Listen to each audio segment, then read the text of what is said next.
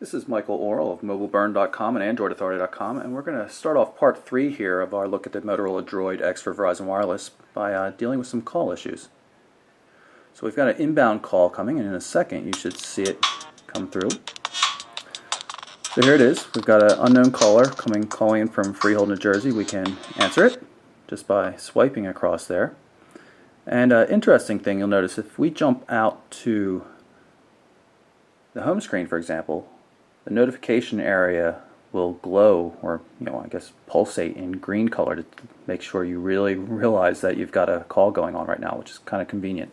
Other Android devices don't seem to do that. You tap here and get back to the call, of course, and then we can just end it by pressing this button. I'm going to show you some more call-related functionality. We're going to go into the voice dialing system. Please wait. Say a command. Call Jack Black home. Jack Black. Home. 1. Calling. Now, of course, I've got Google Voice installed. There's a really nice Google Voice client for Android. It integrates well, so you can actually have it send all calls, no calls, or prompt you for calls going through Google Voice. We're just going to cancel this, so we don't really need to call anybody here. Also going to do a voice search here. Jack Black home phone number.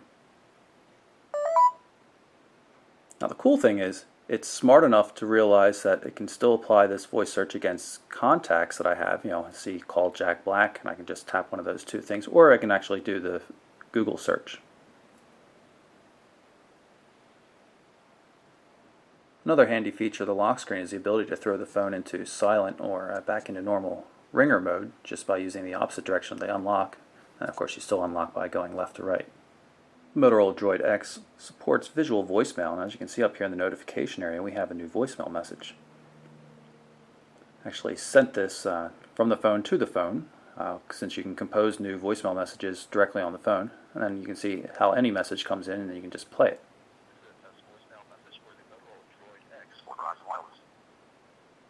And you can play them over and over again. Call them back, or of course when you're done, just delete the message. You'll notice right here in the main menu there's an app called Car Dock. This app's automatically started whenever the optional Car Dock accessory is used. Provides quick access to your current location, music, calling, and I'll show you some of the things here. You can even configure your own favorite application. Right now I have Calculator. You can see we can go into custom here and select anything, say alarm and timer, and when we come back out it says alarm and timer here. Music provides you with a very large, easy to use button configuration with the music system.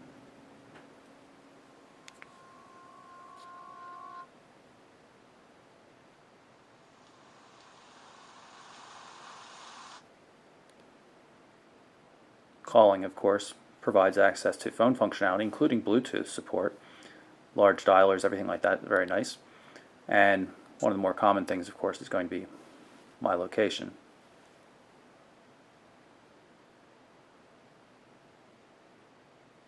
I'm going to turn on the GPS functionality so as we can use Google Maps. And you can see where we are. And again, large buttons here on the side. If we do voice search, navigate to Dairy Queen in Morrisville, Pennsylvania.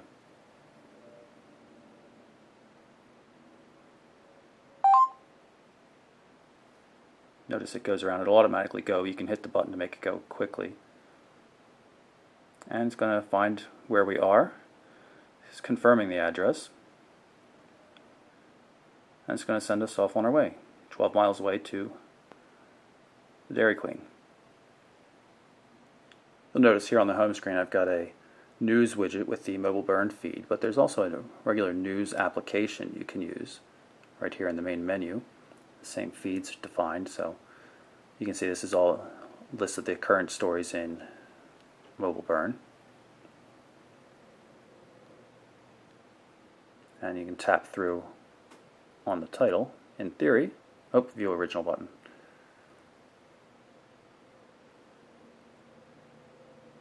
The tapping through works from the widget. and takes you directly to the website. Got Wi-Fi on, and we're going to give DLNA support a shot again. Had a little bit of success with it this morning after having done a hard reset a couple days ago. Takes some time to find all the local servers. You can see it's actually refreshing the list right now, and hopefully it'll come up with one of my network-based storage systems. There it is. We'll tap through, and we're going to go to Photos, Folder,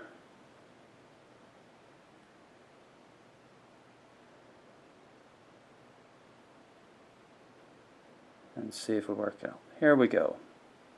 Here we have some actual photos to look at.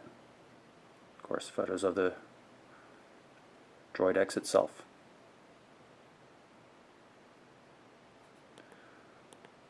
And we'll back out and instead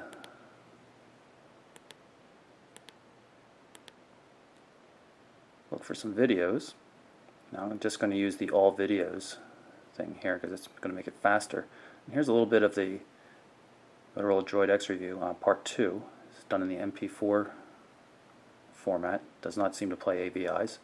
We're going to play this, and it's going to look like it's going to work, but then it's going to say it's too big and that my device doesn't support streaming. So what we're going to do is we're going to copy it over. You see it's copying over Wi-Fi, and it's doing a pretty good job of it.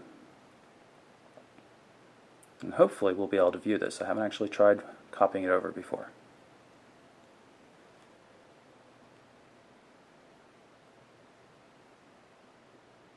For Verizon Wireless. And there's the video First up, we're going itself. to show you the new mobile hotspot feature on the Droid X. This is a 720p video, Droid X's just 3G like the one connection through sent to Wi-Fi. YouTube. Going to enable that. It gives you a Another cool connected feature of the Droid X is the Media Share application. This lets you do all sorts of things, sharing media between different devices.